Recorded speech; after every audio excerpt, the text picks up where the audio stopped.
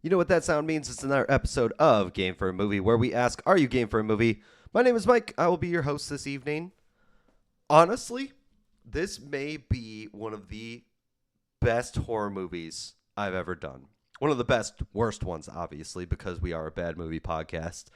This one I was excited for, I was ready for, and it delivered. It absolutely crushed it. I'm going to say right now, I do not recommend any of you watch this movie, but in terms of it is exactly as bad as I wanted it to be, it was perfect. It was absolutely just nailed it. Of course, we're going to start first with what we are drinking. That's right, I've got another Harpoon IPA cracked open, ready to go. I am enjoying it. It is fantastic. And as always with Harpoon Brewery, just a reminder that our show started at Harpoon Brewery with the idea, the concept, everything like that. And if you go to their e-store to get some merchandise, you use the code GFAM, that is Game for a Movie or GFAM. You can get apparel, glassware, souvenirs, all that and more for 25% off the Harpoon Brewery e-store. Highly recommend you get some Harpoon gear. I'm rocking some right now. Absolutely love it. I saved 25% off just by using code GFAM. I've got a sweatshirt of theirs that I am just absolutely dominating. So, yeah. Use that code GFAM at the Harpoon Brewery e-store. Save yourself 25% off. All right, it's bad movie time. Let's talk. We are going to talk about, from 2024, The Mousetrap. The Mousetrap is an hour and 20 minutes long. It is a horror mystery thriller. Here is the Rotten Tomatoes description of it. Stuck working the late shift at the amusement park arcade, Alex receives a surprise visit from her friends on her 21st birthday. However, their night of fun soon turns into a fight for survival when a killer dressed as Mickey Mouse crashes the party. Yes, Mickey Mouse is crashing the party, killing them off one by one. This is because Steamboat Willie is in the public domain, so they were able to get the original Mickey Mouse design from the Steamboat Willie cartoon. They were able to use that in this movie. It has no critic score, which I'm not shocked by, and it has a 17% audience score. Mike, that doesn't sound very good. Why are you calling this a perfect movie? Well, I'll be honest, it's not good. I do not recommend this for anybody. But because I had seen the trailer, because I had seen the idea, I was so ready for this. Like, so ready for this. It was everything I wanted it to be in the fact that it was absolutely terrible. So if you're looking for a movie that you know is going to be bad, an hour and 20 minutes of your life, you can laugh with this. Trust me, I did plenty. So here's a couple of my favorite reviews. I'm just going to read you two of them. This is an audience review from Jacob M., who gave it 0.5 out of 5. He said, makes Winnie the Pooh, Blood and Honey look like The Conjuring. And this is from a reviewer from The Decider. John Serba is his name. He called it Mouse Crap. Yes, The Mousetrap, Mouse Crap, whatever you want to call it. It's a movie that exists. It's considered a B-horror, dark comedy, dark fantasy, slasher horror, all that kind of stuff, whatever you want to call it. It has one nomination for an award. It's the Fangoria Chainsaw Awards, and it was a 2025 nominee, Best Public Domain Resurrection. I kind of want to see what the other ones were at that time. So here were the other nominees and the winner that won for Best Public Domain Resurrection. Obviously, we've got The Mousetrap. All three of the Popeyes movies were in this. Popeye's Revenge, Popeye the Slayer Man, and Shiver Me Timbers. Of course, we also had Peter Pan's Neverland Nightmare, and the winner was Screamboat. Screamboat for the Best Public Domain Resurrection. So Mickey won still, just not with this one, is what I will say. Totally understand why. I haven't seen Screamboat, but I have heard it's a superior film in the fact that it's just better, maybe a little more coherent. This movie comes to us from Canada, and it was filmed mostly at the Fun Haven Arcade in Ottawa, Ontario, Canada. The estimated box office budget was 800,000, and the estimated gross worldwide was 109,000. Yeah, it did not recoup its losses. So yeah, about that. Only making an eighth back, probably not very good. The director of this film was Jamie Bailey.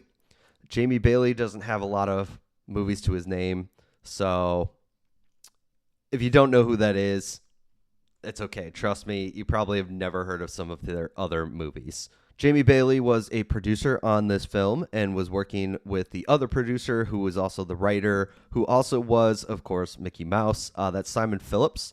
Simon Phillips is an Irish actor, and Simon Phillips has been in a lot of things, actually, including there's some things he's actually been in that you kind of actually know. He was in an episode of Fubar, the show with Arnold Schwarzenegger. He was in an episode of The Witcher, Murdoch Mysteries, that kind of stuff. He's a lot of like one episode here or there kind of thing. Mostly makes his living in lesser known movies is what I will say. Usually, though, having a big role, including he's been in 2 horror movies as Santa Claus. He was not the problem with this, is what I will say. For the most part. You know what? For the most part. I don't think his acting was not the worst that I've seen. So that's what I will give it, at least. All right, Mike, we want to know the details. Tell us everything about this movie so that I don't have to watch it. I don't want to waste an hour and 20 minutes actually watching this movie. The very beginning starts with a Star Wars-esque crawl, and they make sure it's known that they are not associated with Disney and that this is a parody movie, this is a satire kind of thing. They make sure that it's known. It also has knockoff Star Wars music, and at the very end of it, it says this is a generic space crawl not related to anything as well because, again, we are not associated with Disney. It just kind of sets the stage that don't sue us, I guess, really. We are using this well within the public domain. And yeah, it is Friday the 13th, and we are introduced to Detective Cole and Marsh, and they are doing an interview of Rebecca. Rebecca, we are told, is one of the few survivors of the Fun Haven massacre. Rebecca is kind of like, she's a goth. That's really what she is. She's the stereotypical goth girl. The funny thing is, she really isn't a big part of the group in any of like the group scenes. It's just she's our narrator for the what happened at Fun Haven. Basically, they are doing good cop, bad cop. Detective Marsh is the bad cop, and Detective Cole is more the good cop. Detective Marsh is a little older than Detective Cole. And Rebecca basically calls him out. She goes, you guys are trying to do this by the books. Don't try to do this by the books. This is not a normal case. And it's not. It is very much not a normal case. And she kind of says nothing at first because she says by saying nothing, once you know, you can't unknow. And that kind of sets in motion the start of what happened.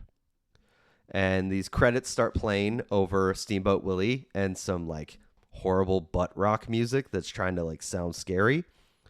And we are introduced to Fun Haven. Fun Haven is the amusement park this takes place at. It is an indoor amusement park. It's kind of like a Dave & Buster's more so. It's like an arcade more so than an amusement park, but there's a couple rides in there, like smaller rides, that kind of thing, that are in there.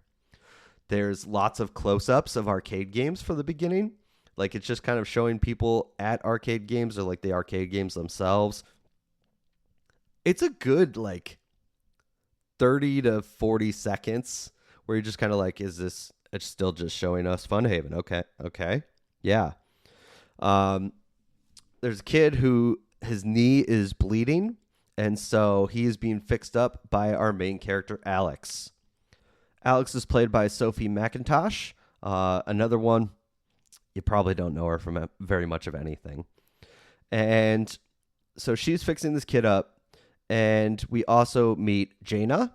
Jaina is a girl that works with Alex. They're kind of close, but not really.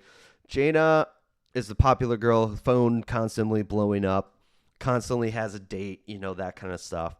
And we also get introduced to Tim. Tim is their manager, and he tells the girls, unfortunately, you need to stay late. There's a party that got a last minute booking. It's for 8 for 3 hours after the door closes, but it's double time. So Alex says, it's fine, sure. How hard can it be? You can tell they're both disappointed, but they're going to stay because it's double time. So they're going to get more pay, that kind of stuff. I didn't write down anything important for it because nothing really happens in the scene, but I do want it to be clear, like, it keeps flashing back and forth between the detectives interviewing Rebecca and Fun Haven. It just keeps going back and forth randomly throughout this, just to get that point out there right now. So while the girls are getting ready for this party, Tim is in the back office, and he is pouring himself a drink. His office is kind of like a private movie theater. And so it has like a projector and like a screen and stuff like that. It also has a bunch of movie memorabilia, including the Mickey Mouse mask and a DVD copy, of course, of Steamboat Willie.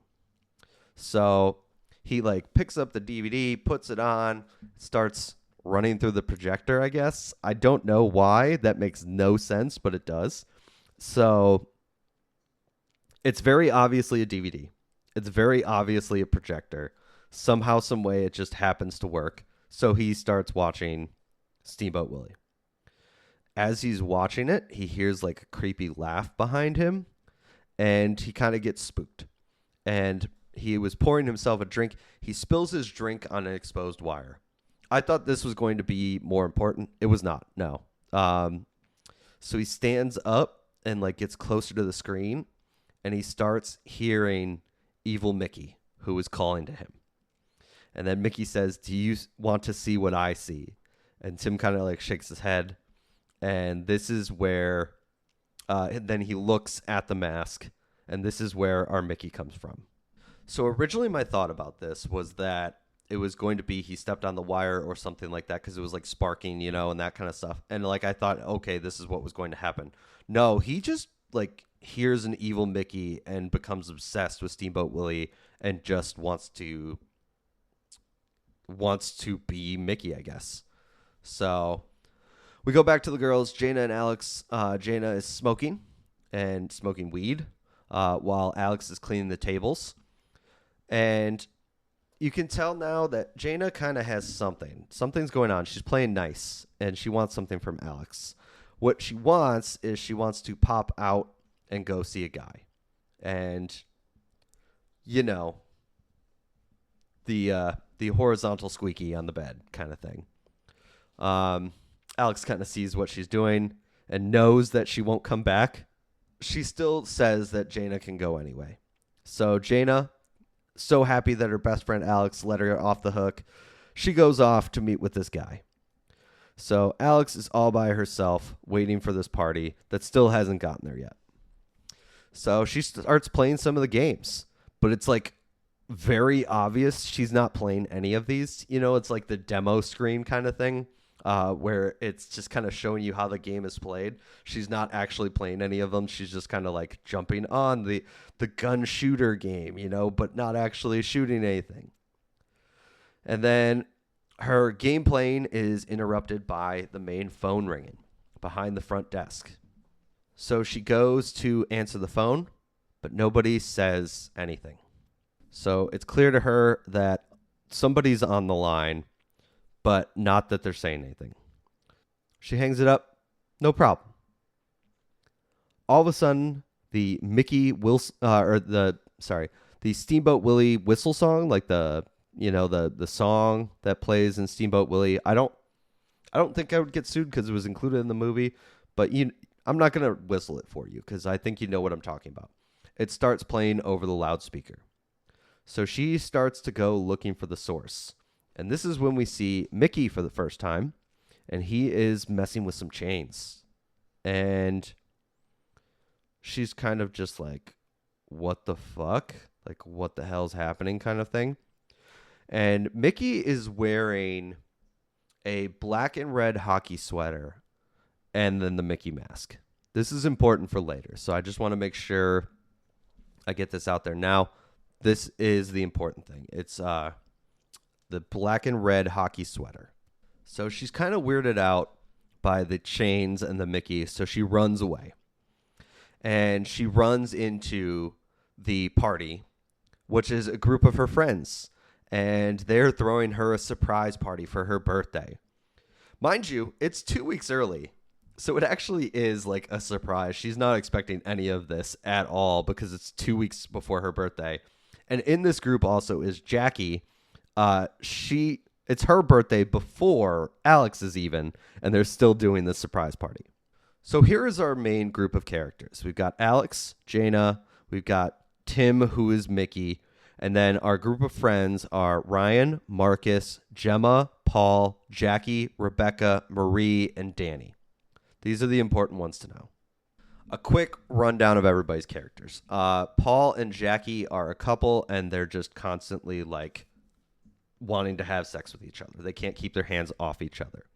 Marcus is the nerd who is kind of like organizing it. You can kind of tell there's a little bit of a romance angle for him and Alex.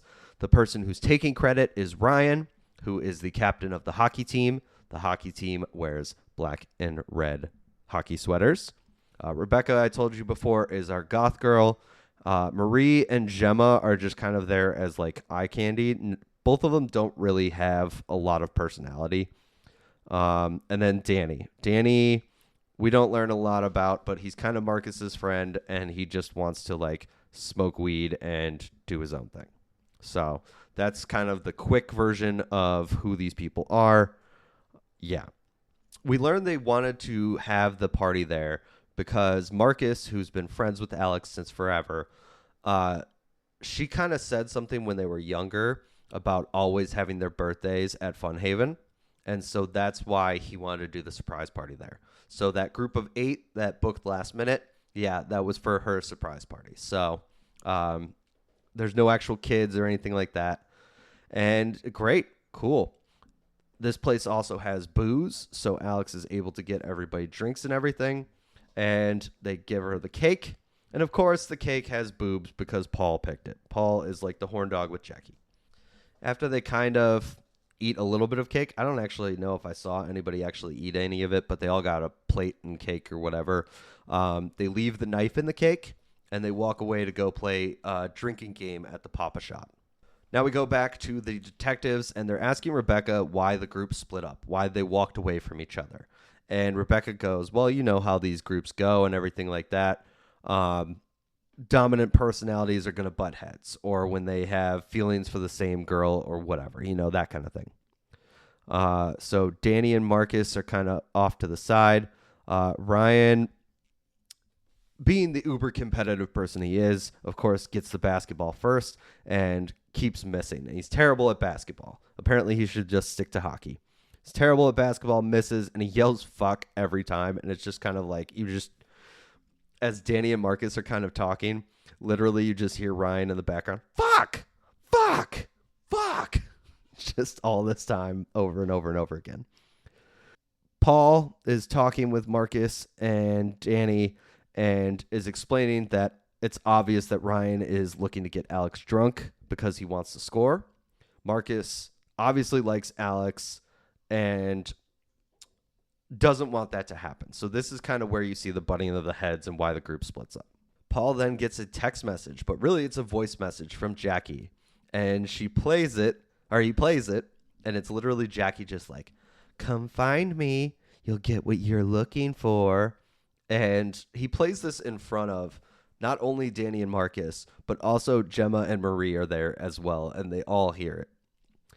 And so Paul just kind of is like trying to play like, oh, nothing's going to happen. Sorry, I just need to go find her real quick. And she's walking into the play area or the play place or whatever they call it, the jungle gym. So she walks in there. He goes to find her and he says, I'll be right back. And then Marcus says he's totally dead.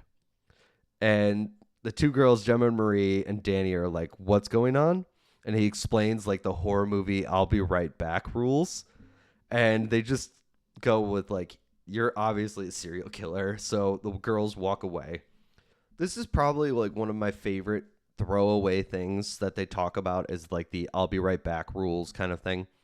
This movie takes a lot of inspiration from a lot of different things, but you can tell it kind of wants to be along those horror comedy kind of thing like Scream, where we've got this guy that knows all the rules about horror movies and that kind of stuff. But also they kind of want it to be like the nerd gets the girl. You know, it's definitely looking that way from the beginning. This is when the cops start to question Rebecca. Like, how is she hearing all of these things? How is she putting all this together? Because remember, she is the only one giving them this information. But somehow, some way, she's able to give all this information to them, including the fact that Jackie and Paul were definitely getting it on. So as they start making out and stuff, of course, in the background, Mickey is watching. So it leaves the jungle gym, and we go to Ryan. And Ryan is talking on the phone. And he is talking with his hockey buddies, like his other teammates and stuff like that. And basically the plan is that they're going to leave this place and Marcus is going to be beat up by the hockey team. They want to do that because Marcus takes an interest with Alex. We also kind of learn that like Ryan's dating somebody. He just wants to fuck Alex. That's it. Like, he doesn't want to actually be with her. He wants to just fuck her. And then this introduces us to the hockey guys. None of them are named. They're all Hockey Guy 1, Hockey Guy 2, Hockey Guy 3, Hockey Guy 4. But they're talking about that they're at Fun Haven and how it's owned by their old captain, Tim Collins, who took a few too many pucks to the head. So it goes back to Rebecca telling the detectives that the hockey team never made it to Fun Haven. Well, because Ryan is on the phone and because Alex sees this, she comes up with a great idea. She's like, we're supposed to be partying. We're supposed to be having a good time with each other's company. Let's put all our phones in a bag and put it away. Nobody has their phones. Great. Cool. I don't remember why this happened, but this happened. And I guess it was because Ryan's kind of being a dick to Alex. Gemma and Marie see that Rebecca's kind of looking at them like pretty intently. And they're just like, oh, somebody has feelings for Ryan. And she goes, no, I don't. No. And then she looks again. And the two girls look at each other and just like, oh.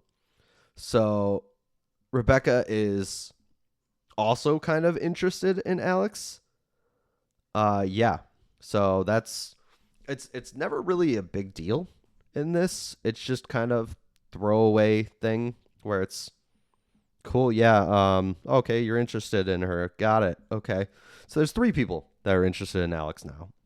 Goes back to the jungle gym. Jackie and Paul are naked, making out. Mickey says hey to them, trying to get their attention. And like Paul's gets all like alpha male kind of thing, and Mickey runs at them to kill them. So those 2 are dead. Jackie and Paul gone. You don't really see it. It's off camera, but they're dead. And I was pretty confident from the beginning that they were dead. Like, it wasn't a question that they were dead, but we do get confirmation that they are dead. It's back to the friends. They go to get another drink at the bar, but they learn that the knife is missing. Remember how it was in the cake? Yeah, it's missing. Nobody makes a big deal of it. They're just like, oh, the knife's missing. Okay, where'd it go? We'll find it eventually. No big deal. Alex then goes, well, I don't really want to have my birthday here. Let's go to a bar or something so I could get my first legal drink. Remember, this party is 2 weeks early. This is in one of the goofs, but this also like stood out to me immediately. You're not getting a legal drink anywhere, girl. You're not actually 21 yet. They all agree that they're going to go to another bar, and Ryan pulls Alex off to the side. He is trying to ask her out, which she, of course, knowing that he is with Jennifer. I don't know who Jennifer is, but he's with Jennifer.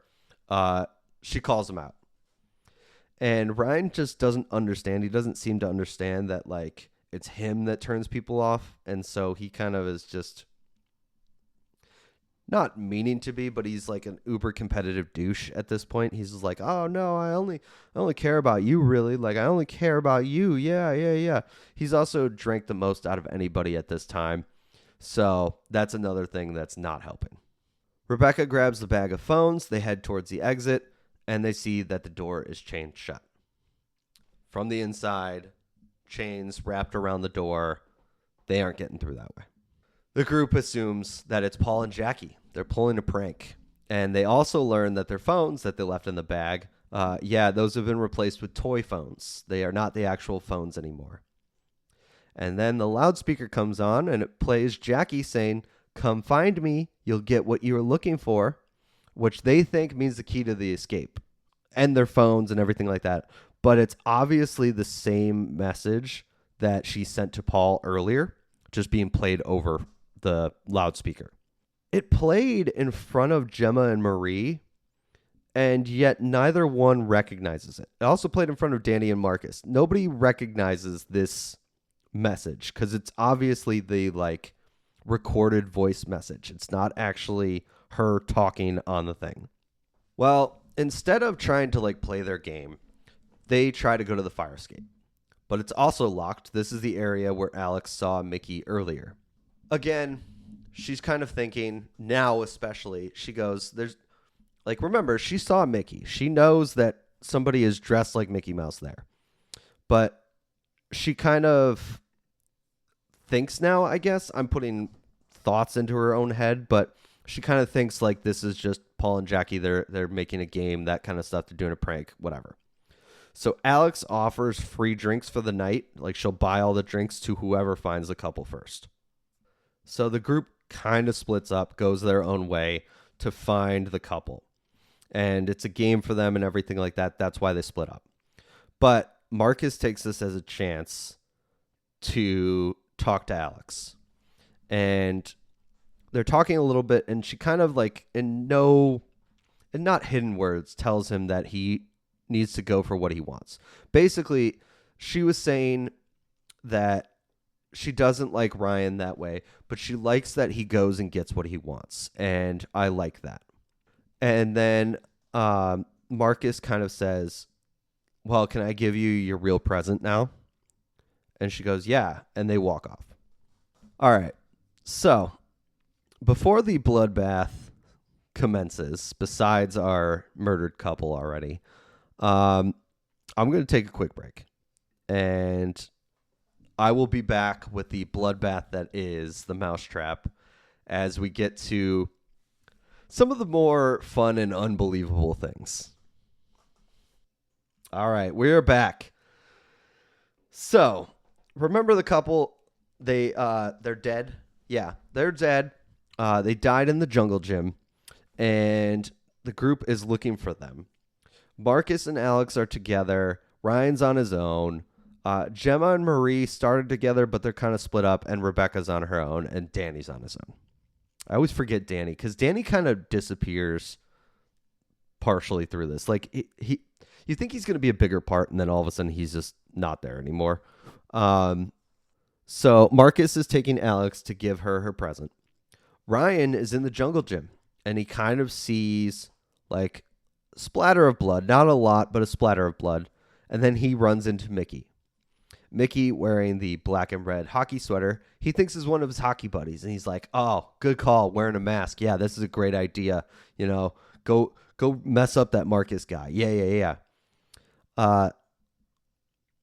Rebecca also runs into Mickey while in the jungle gym, but in a different part of the jungle gym. So she runs into him, and he starts swinging his knife at her. Just... And she's like freaking out. And she falls, and her flashlight starts strobing, like strobe effect. And she shoots it at him, and he runs off. So Rebecca's okay, but her flashlight kind of like protected her. We don't know why. It protected her. Marie is also kind of in the jungle gym. A lot of people go to the jungle gym first because that's where they saw them last. So that I guess that makes sense. Marie is in the jungle gym and she finds Mickey. And Mickey is kind of just like standing there and then shows her the knife and kind of flicks it at her. And a bunch of blood splatters on her face from the knife flicking at her. Now she's able to get down the slide and escape away from him. Gemma, she starts playing a VR game just because. There's no reason behind it. Just she wanted to do it. She wanted to try it. So she goes and does it. And then Marcus sits Alex down at a table and there's a bunch of cups. And all the cups have like a different flag in it. And it's every sour candy from every country. Because she told him long ago that she wanted to try every sour candy from every country. And so he got her like a bunch of different sour candies from different countries. And he remembers like everything about her. And so Alex takes one of them and like tries it and everything. And it's super sour, but she's like happy. Like this is a thoughtful gift. It's weird. I will say that not every country is definitely represented. So if it's supposed to be every country, they're a little short. But you know, it's just to show he remembers things about her.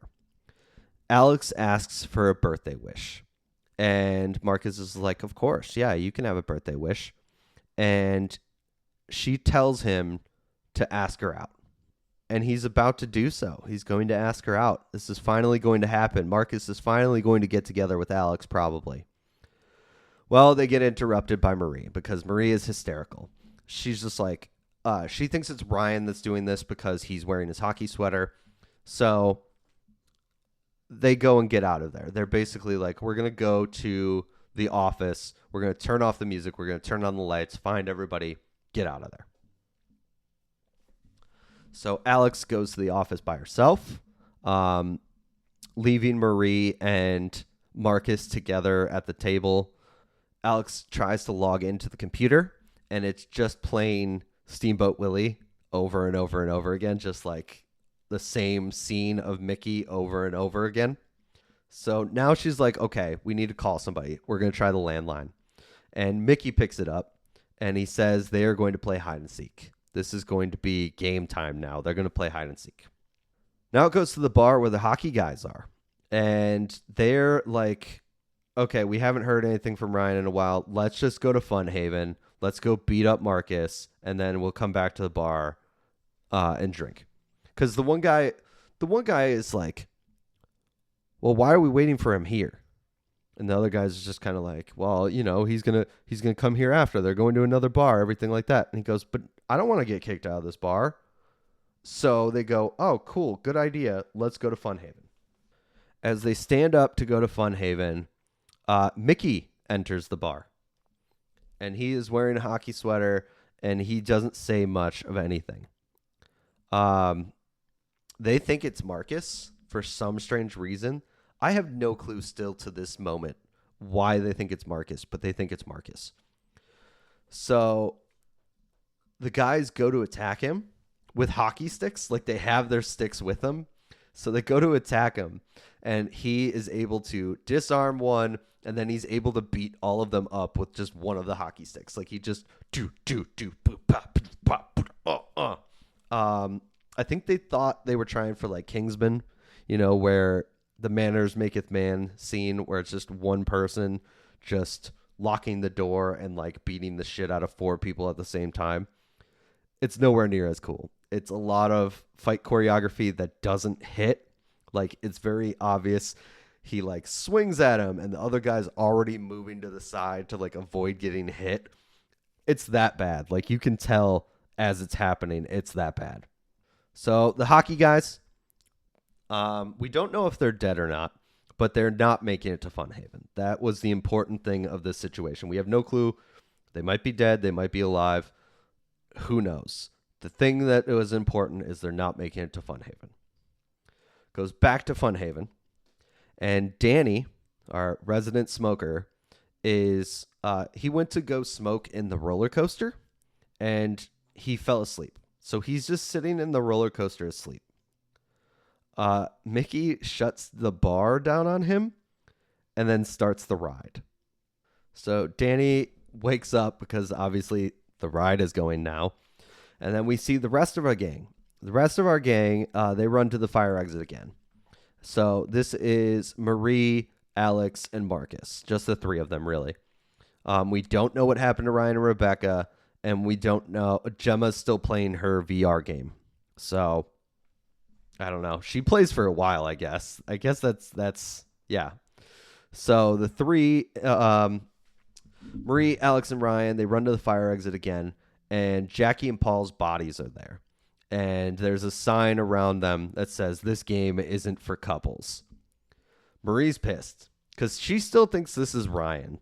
And she's like, she blames Alex for not hooking up with Ryan, and this is what made him go crazy. And Alex just calls her out and goes, "That's a great idea now that he's murdering people." Danny is just keep going over and over and over on the ride, and he's asking Ryan to turn it off because, again, he thinks it's Ryan. Mickey does. And Danny is able to try to run away, but he can't get very far because he's dizzy. Our three at the fire exit are talking about potentially like splitting up. And Marcus is like, "Haven't you seen any horror movie ever?" And Marie goes, "No, Marcus, I have a sex life." Good line. Ridiculous in the moment, though. So they're going to stick together, and their plan is to like break a window or something and get out before Mickey gets them. That is their big plan. They were a little worried about how loud it was going to be, but they've decided this is probably the best plan. Gemma is still playing her VR game, and mind you, she's not like doing anything. Like they keep showing what the game is. It's supposed to be like a knight fighting a dragon, and it just keeps showing like the knight kind of like raising its sword to fight, but not actually doing anything. It's just kind of like wah ding, wah ding. So it keeps showing like this knight preparing to battle the dragon, but Gemma isn't actually like doing anything in the game. Mickey shows up behind her and is kind of watching what she's doing. She has like the headphones and the goggles on, so she can't hear or see anything.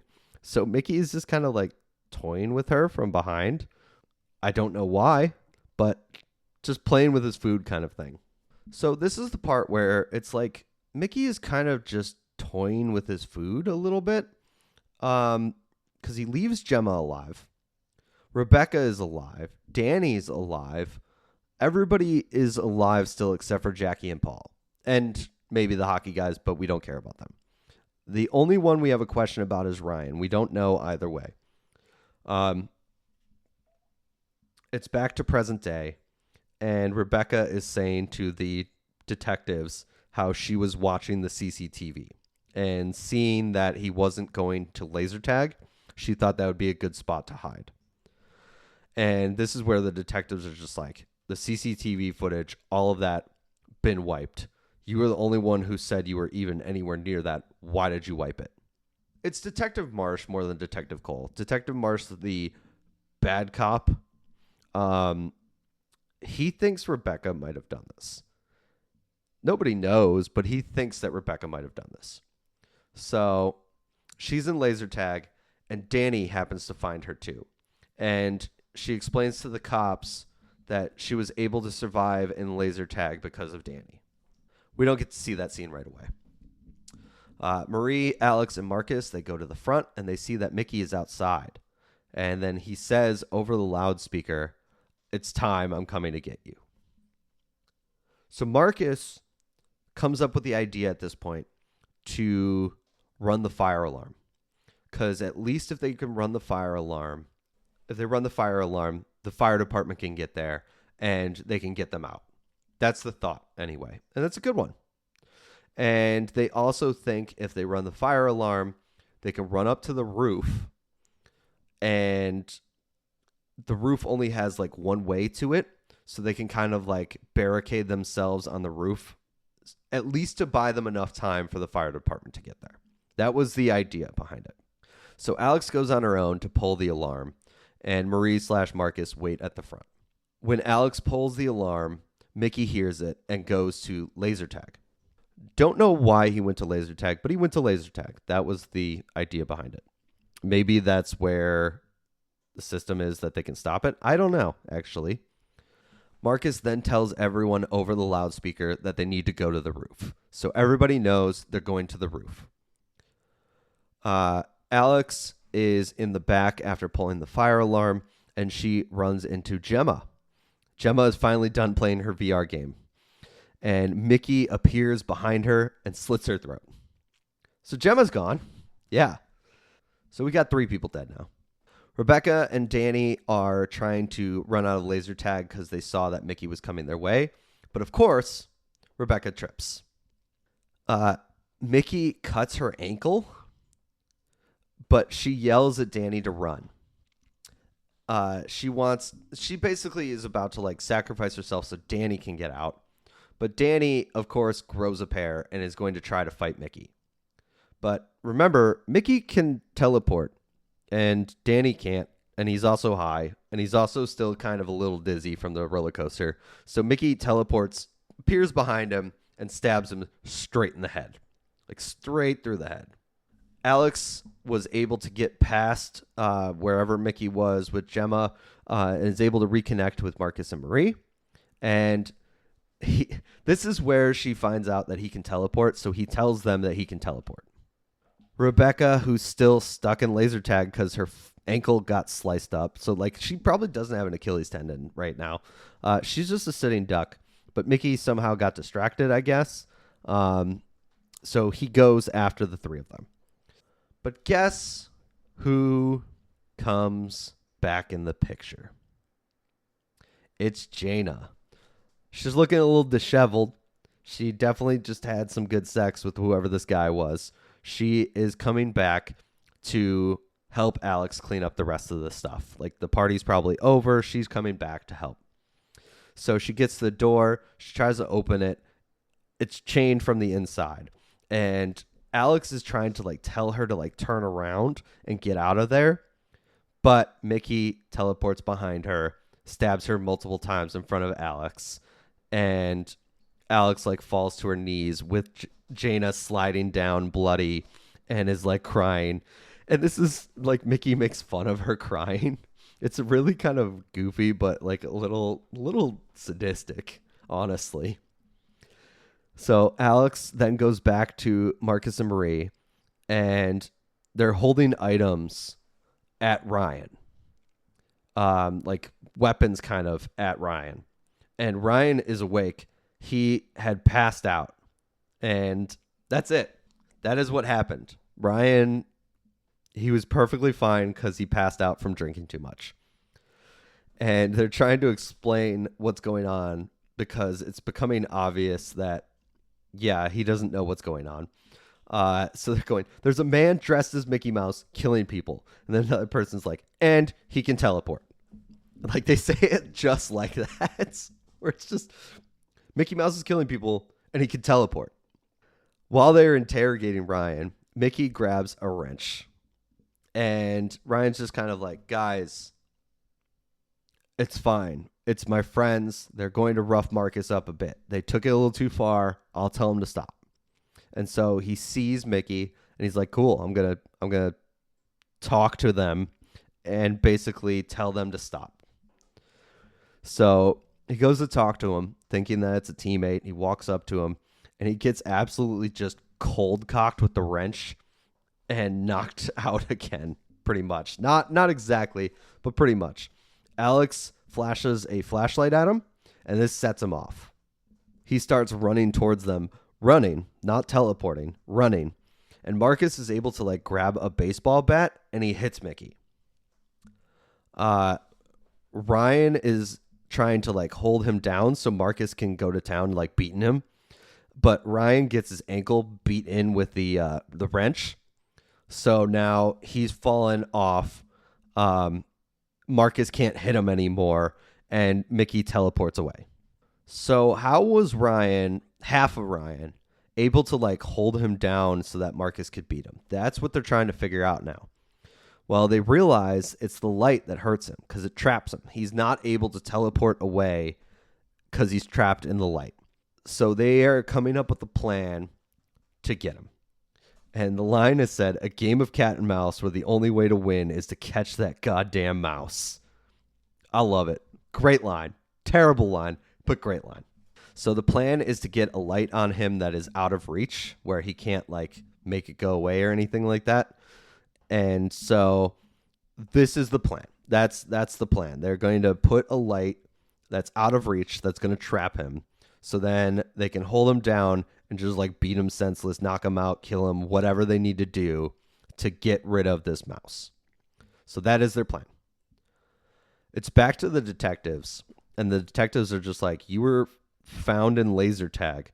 How do you know all this shit that happened? Like, how do you know everything that is happening right now? You were near none of these people, and she was like basically on her own for most of this movie.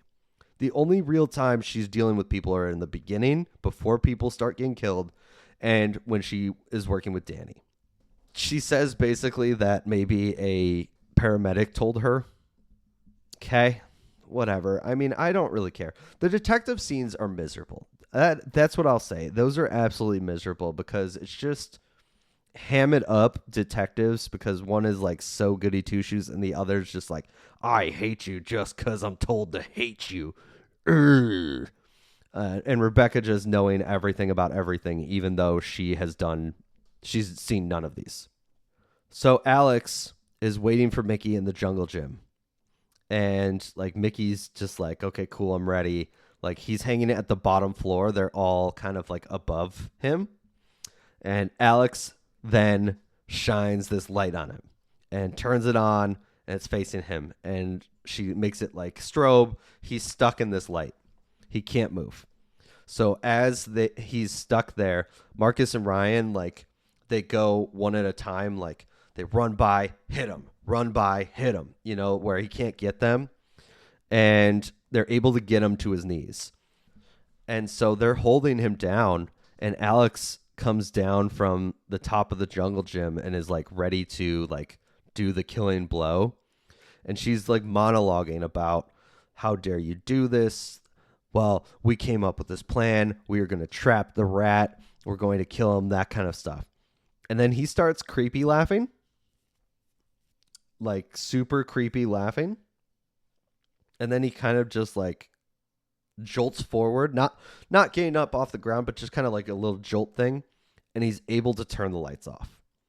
And then he's able to teleport away. And we think that's it. Like legitimately, because then it goes to the detectives and Rebecca again. And the detectives are like upset that Rebecca is not more upset. She isn't like sad or angry that her friends are dead. And they turn off the recorder. And they just basically say, like, how can you just, I guess, basically they're just kind of like, well, I guess that's the end of the story. Because Alex said she could sense that he's gone and not coming back. And so they turn off the recorder and they leave her in her jail cell as they walk away, kind of like reminding her that she should be more upset. She should be angry or sad or whatever, but it doesn't seem like she cared about them at all. So yeah, that's the end of the movie, right? Very much wrong. It goes back to the jungle gym. Alex can sense that he's gone and not coming back. Well, he does. He does come back, and he uses these big-ass scissors to cut Alex's head off, and then he teleports away again. And her head's just sitting there. And Marcus goes, I didn't even get to ask her out, and he cut her head off. And then Marie goes, yeah, and then teleported away. Roll credits. Where did these big fucking scissors come from? I have no clue where this comes from. But it also felt like one of those movies that there was something after the credits. So yes, I sat there and I watched the credits. And guess what? There was. Mickey opens the jail cell door for Rebecca and tells her to come play with him. There's so many people to meet, and we are just getting started. And it's not wrong. Mousetrap Welcome to the Mickeyverse is coming in 2026 from the same writer, same director, same Mickey Mouse. Yes. I'll be there. I'll watch that. I know this was terrible, but I will watch this. So here we go. Um, let me start with a rating first. On a good movie scale, this is a 0 out of 5. This is an absolute train wreck of a movie. It is terrible writing. It is horrible cinematography. That everything takes place in just the one amusement park is kind of stupid as hell. That we don't see a lot of the kills is also dumb. If you're going to make a horror movie, make it bloody, make it fun, make Mickey kill people in creative, fun ways. They didn't do that. So this movie is a 0 out of 5 on the good movie scale. On what I wanted and what I got, it is a 5 out of 5. A complete 5 out of 5. It was awful, cheesy, terrible. Everything and more about this movie was bad. Every way they could have gone, they took the worst possible way. And I loved every second of it. I thought it was stupid. I thought it was hysterical. I thought it was fun. Like I said, they should have made it more inventive, more fun, that kind of stuff. With that kind, I would actually probably have had a better time on the good movie scale if they had made the kills a little more fun, a little more Mickey-esque. The only one that was more Mickey-esque was him with the big scissors. And that came out of fucking nowhere because I have no clue where those big scissors came from. All of a sudden, he just had a big pair of scissors and he chopped off Alex's head. Great. Cool. Awesome. That was what? What the fuck? Yeah. So, I would have loved some Mickey-esque more kills, but some of the dialogue is just absolutely so bad it's good, where it's just Mickey Mouse is killing people and he can teleport. They constantly bring up the teleportation in that same style where it's just constantly like, yeah, he can teleport. He can teleport. He can teleport. He can teleport. Yeah, he teleports. That kind of stuff. Greatness. Honestly, through and through, I am all for that. That was everything I can want and more from a terrible, terrible movie. So I'm a big fan of The Mousetrap. I completely understand why it has terrible ratings, and it should. This is not a good movie. Like I said, I'm not trying to defend it. For me, this was exactly what I wanted. That is exactly what I wanted. So, yeah. I'm a big fan. It's not good. All right, so everything about this is bad. And I'm not even going to try to hide it. It is. And I understand why people rate it the way they do, because it is bad. The voice that Mickey does is terrible. The kills are boring. They're not very fun. But for whatever reason, I had a great time with this. I think it was cheesy to the max. I thought it was so stupidly written that I laughed hysterically at multiple parts that I probably wasn't supposed to laugh at, but I laughed anyway because it honestly was that kind of cheesy good. Yeah. I can't say enough about this movie and the fact that it was exactly what I wanted it to be. It is not a good movie, and that is exactly why I think it worked for me. I found with a lot of these movies we did for Spoopy season, none of them were good necessarily, but they had a lot better chance. And that kind of made it worse. I don't know. It's weird to say that, but that's kind of how it feels. Like a lot of these ideas, they had a chance to be good, and they had certain things about them that were fine and everything like that, and that made it almost worse for me because they were bad movies that were actually like okay, you know. This one was just a bad movie, like straight up just a bad movie. And I think that's what made it better for me. I think that is the thing that made it for me so much fun, was none of this was redeemable. None of it. I couldn't find a single moment where I'm like, yeah, I like that. I like that. I like that. I see where they were going. Cool, right, whatever. No, they were in an amusement park, one location, because of budget. It took principal photography was 8 days. 8 days on this movie at one location. And you didn't need a whole lot of other locations, so like I get it. It's fine. Yeah. Do that. Great. So we were at one location. We had a bunch of terrible cheesy dialogue. They go multiple times to the same fire escape knowing that it's chained shut. Like nothing changed since the last time you went over there. So why do you think this time, if you go back, it's going to be okay? And I haven't even started talking about the fact we know this killer is a human. We know it. He is a regular human that we saw, just the manager of Funhaven. That is all that it is. How in the fuck did he know how to teleport? And it's never explained. Just in the middle of the movie, all of a sudden, he just teleports. And he's able to go. It makes no sense. We know he's human. We know it.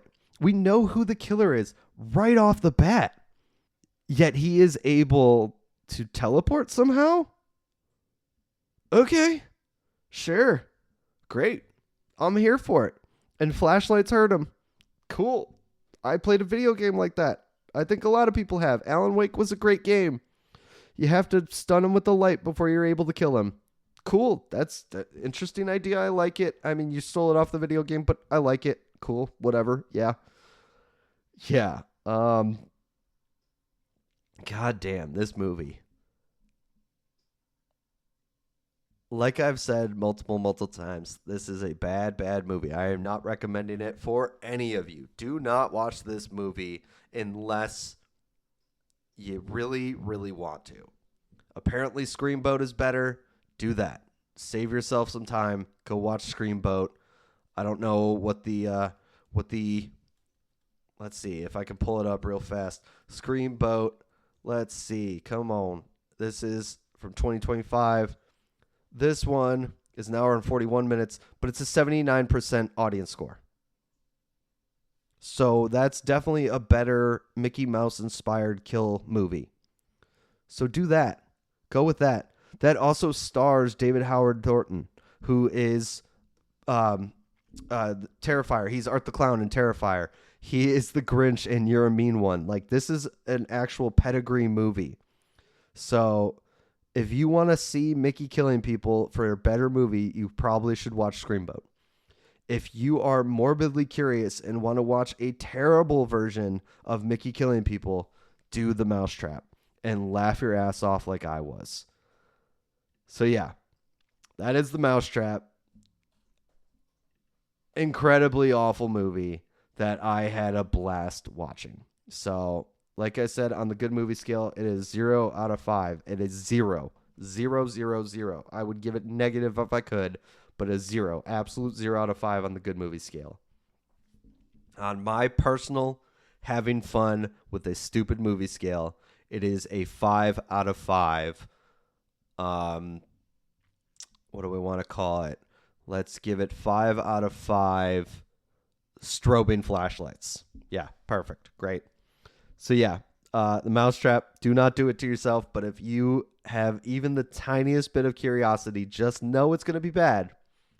You can have some fun with it and laugh your ass off like I was. That'll do it for the end of Spoopy season. We are back to our normal coverage for our next episode. All of the Spoopy season, all of the public domain characters and horror movies, that was the theme for this year. Next year, I already have the theme. I'm ready to go. We are doing all things Amityville. There is at least 133 Amityville movies.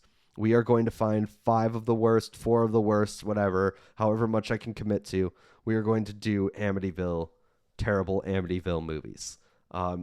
Just to give you an idea, there's movies like Amityville Vibrator, Amityville Karen, Amityville in Space. Like, there is some absolute trash we are going to find next year. It's going to be awesome. I'm going to have a great time with that one.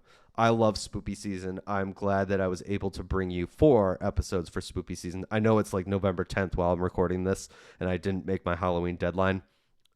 Sorry, life gets in the way. I still wanted to give you this last Spoopy season episode because this is exactly what I wanted it to be, and I knew I wanted to close out with this one. So, The Mousetrap, terrible movie. Had a lot of fun with it. Thank you guys for tuning in to the Game for a Movie podcast, where we ask, are you game for a movie? Remember to use code GFAM at the Harpoon Brewery e-store to save 25% off your entire order. Do it. Use the code GFAM. Get yourself some Harpoon merch. You won't regret it. Thank you guys for tuning in. I will see you with a regular Bad Movie episode next time on the Game for a Movie podcast.